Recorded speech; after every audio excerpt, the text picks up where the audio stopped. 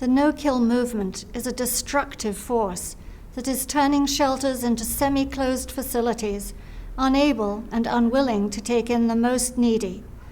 It has become a shell game in which hoarders are given a free pass, and vital safety nets like checks for veterinary care, sterilization, space, and suitability are being discarded. Using the term no-kill, many unscrupulous profiteers are collecting funds by demonizing open admission shelters, calling them kill shelters, even when no-kill outfits refer people to them. But the city shelter, that's what they're for. They laugh all the way to the bank as the shelters that do take in all comers and therefore have to euthanize lose public support. No-kill facilities keep their save rates high easily by saying no to people who wish to turn animals in, by imposing entry fees that many people can't or won't pay, and by creating impossibly long waiting lists that are impossible for many people, including those being evicted, moving from foreclosed homes, or finding themselves with someone's animals after a death.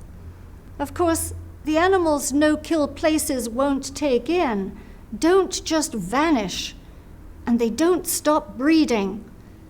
Because no one had the stomach, the gumption, or the decency to make a tough decision for the one, more are born, leading to more euthanasia and more abandonment. So the death toll for dogs and cats rises, creating more kill, just conveniently somewhere else. With nowhere to turn, people are dumping even more animals, sometimes in the driveway of the facility, sometimes in the woods or along a roadway where they can only come to a bad end. In San Antonio, Texas, in the last fiscal year alone, the sanitation department picked up the bodies of nearly 16,000 dogs and nearly 12,000 cats. That's 28,000 dogs and cats who died on the streets in just 12 months. It's estimated that there are over 300,000 dogs and cats remaining on San Antonio's streets.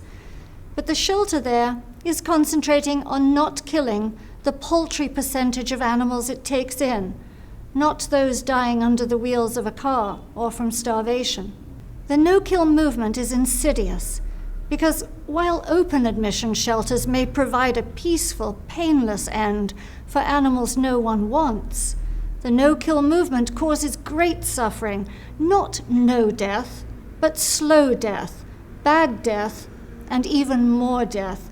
Let me elaborate. Because of the sheer number of animals needing admission to shelters on any given day, no-kill facilities become full almost the moment they open their doors.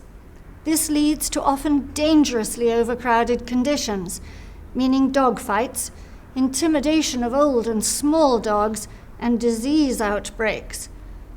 Government records show dogs and cats in no-kill shelters die in their cages, something that should almost never happen if anyone is being vigilant about care. But that's apparently okay, because dying isn't a killing, is it? Cats, including at the Washington Humane Society, which has gone no-kill, in a city overrun with cats, has cats stacked in transport cages in the hallways. Rather than euthanize, it has released cats into 350 city locations, including putting them back into alleyways where they were unwanted in the first place, hated, in fact, and have to exist on rats, birds, and squirrels, and contend with bitter Washington winters and boiling hot summers. Would you open the car door and put your own cat out there?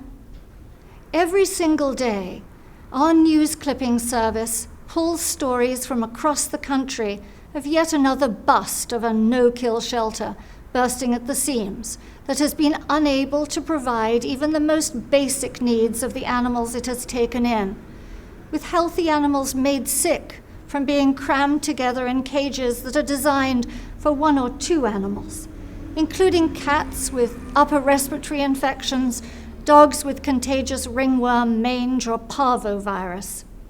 It's time we turned back the clock on no-kill, the worst, most insane, most damaging and cruel idea to invade sheltering. We do need to reduce or end euthanasia of healthy animals, but this cockamamie idea isn't how that will happen. Wishful thinking cannot solve the overpopulation crisis. I thank anyone who is truly involved in the proper placement of animals, but we need the emphasis on where the problem begins. We need to stand firmly for sensible policies in our nation's shelters. We need to support, not throw rocks at, open admission shelters who provide euthanasia services. And we need to be strong enough to accept that a peaceful release is what we can and must do for animals who have no decent home to go to, or who are too old, tired, abused, sick, or injured, and who should not be shunted around like inanimate objects.